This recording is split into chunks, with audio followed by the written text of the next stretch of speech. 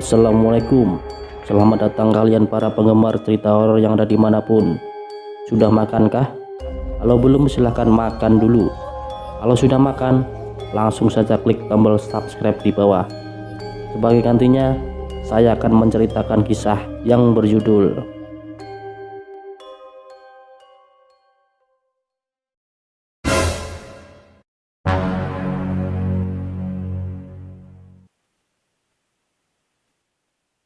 Saya mau sedikit cerita pengalaman saya pribadi melihat hal-hal aneh.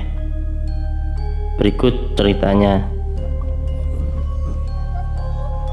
Saya pernah lihat ada seorang wanita berpakaian seperti putri kerajaan gitu, lewat di dapur rumah sekitar jam 10 pagi, pakai kebaya, kain batik, rambut panjang terurai plus selendang warna hijau terang.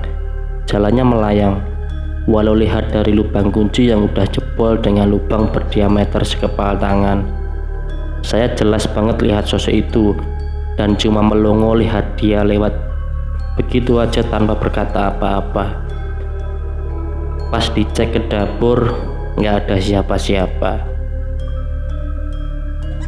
Saya pernah lihat ada cewek pakai pakaian serba merah, rambut panjang, lagi nongkrong duduk di pinggir lapangan voli deket rumah pas maghrib. Saya lewat pakai motor, pas nengok ke belakang udah nggak ada. Pernah lagi lihat tengah malam ada anak kecil, cewek pakai baju putih, rambut panjang, main bola di depan rumahnya di pinggir jalan. Saya lewat pakai motor, lihat hanya sekilas dia ngejar bola yang hampir ke tengah jalan raya, lalu masuk lagi ke dalam rumah yang tampak gelap tanpa lampu penerangan sambil bawa bola yang juga berwarna putih. Besoknya pas lewat lagi di situ ternyata rumah itu kosong, kayak udah lama nggak ada isi. Halaman rumahnya penuh rumput yang sudah meninggi, gerbangnya pun digembok dan ada tulisan dijual di pagar rumahnya. Lanjut lagi waktu pulang kerja sekitar habis maghrib. Saya pulang nggak lewat jalan yang biasa saya lewati tiap hari karena sedang ada perbaikan jalan. Pas lewat di depan sebuah toko yang sedang dibangun, ada seperti patung ular kobra hitam gede banget setinggi 2 lantai toko itu, dengan posisi kepala berdiri dan badan yang melingkar tepat di halaman toko itu. Lidahnya yang bercabang kelihatan keluar, kulitnya mengkilat terkena lampu yang baru nyala, matanya merah menyala seperti memperhatikan kendaraan yang lewat. Besok paginya pas berangkat kerja saya lewat situ lagi, nggak ada patung ular apalagi segede itu. Sampai sekarang setiap lewat situ saya selalu perhatikan toko itu yang kini jadi toko oleh-oleh yang cukup terkenal di Bandung. Lanjut lagi, waktu hamil anak pertama pernah tiba-tiba sakit selama 40 hari nggak bisa bangun, hanya telentang di atas kasur. Tiba-tiba kaki kanan kecil sebelah seperti tinggal tulang. Tiap jam 2 malam teriak-teriak kesakitan kenceng banget, sampai tetangga pada heboh, tapi saya nggak sadar.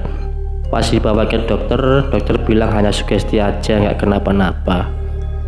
Enak bener tuh dokter bilang, padahal saya merasakan sakit yang luar biasa tiap malam sampai 40 hari. Alhamdulillah saya bisa sembuh.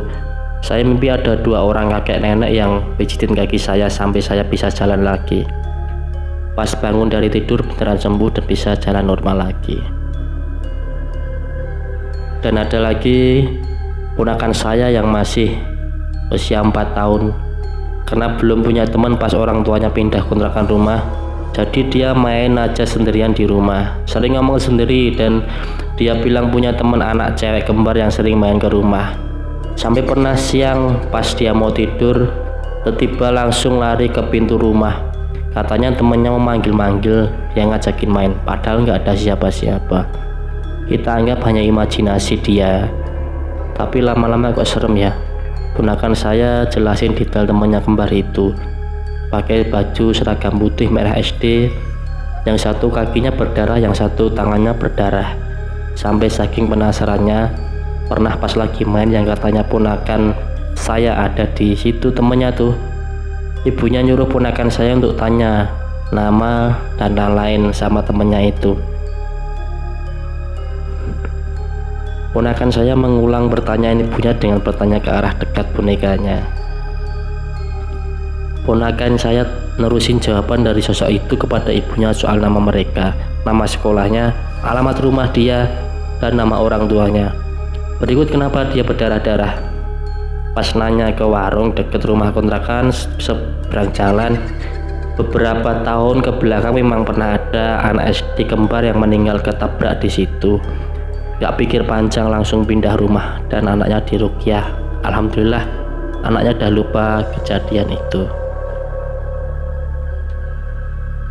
Dan ada lagi, suami pulang lembur lewat tengah malam. Pas mau buka pintu saya intip dulu, ternyata suami pulang dengan 2 temennya padahal pakai motor. Saya nggak jadi bukain pintu, hanya buka kuncinya aja dan langsung ke dapur bikinin kopi 3 gelas. Memang biasa juga ada yang nongkrong di rumah teman-teman suami, tapi belum pernah selarut itu. Pas suami masuk saya kasihin ke suami nampan yang berisi 3 gelas kopi hitam panas. Suami bingung, dia pulang sendiri kok saya bikin kopi 3, 2 lagi buat siapa katanya. Padahal jelas banget lihat suami pulang punya 1 orang dan orang 1 lagi sedang jongkok sambil merokok di halaman rumah. Bahkan pas saya ngintip dari pintu yang terbuka sedikit, mereka nengok ke arah saya. Makanya saya langsung tutup pintu lagi, karena saya nggak pakai kerudung juga. Sampai sekarang saya masih hafal sosok mereka. Dan ada lagi, pernah juga waktu buka kios pulsa dan servis HP di rumah. 3 hari berturut-turut tiap masuk kios bau melati yang bikin merinding. Bukan seger kayak parfum melati pada umumnya. Pernah sampai saya kejar-kejar itu bau melatinya, kayak pindah-pindah gitu pusat baunya. Untung nggak kelihatan ya sosoknya. Saya kejar sambil bacain ayat kursi. Terakhir baunya hilang di bawah pohon jambu depan rumah, dan baunya berubah jadi bau bangke. Sampai saya mual. Ternyata di bawah pohon saya ada taburan tanah yang aneh, beda dari tanah sekitar pohon. Dan ada pula beberapa di tempat lainnya. Saya juga temukan sebuah kertas putih terbungkus plastik rapi. Saya buka kertas itu bertuliskan Arab gundul dengan tinta merah. Saya temukan di bawah etalase kios, lalu saya bakar. Ternyata masih ada yang main curang dalam usaha dan bersekutu dengan setan. Pakai cara begini untuk jatuhin orang lain. Yang usaha hati-hati aja. Sebelum buka kios, lebih baik sapu-sapu dulu depan kios sambil baca ayat-ayat ruqyah seperti ayat kursi dan memohon perlindungan kepada Allah. Ketika kita sering melihat hal-hal aneh seperti ini, sebenarnya sadar tak sadar ada jin yang menempel di diri kita. Bahasa kerennya mata batin kita terbuka katanya. Jadi usahakan untuk ruqyah. Pribadi setiap selesai sholat 5 waktu dan sebelum tidur atau sebelum buka toko usaha, baca Al-Fatihah, 3 surat Qul, ayat kursi, dan memohon perlindungan kepada Allah. Alhamdulillah sekarang hampir tak pernah menjumpai hal-hal seperti ini lagi. Semoga nggak pernah lagi, amin. Kalau kalian pernah punya pengalaman melihat atau ngerasain hal aneh seperti di atas tadi, silahkan komen di bawah dan jangan lupa untuk klik tombol subscribe. Terima kasih.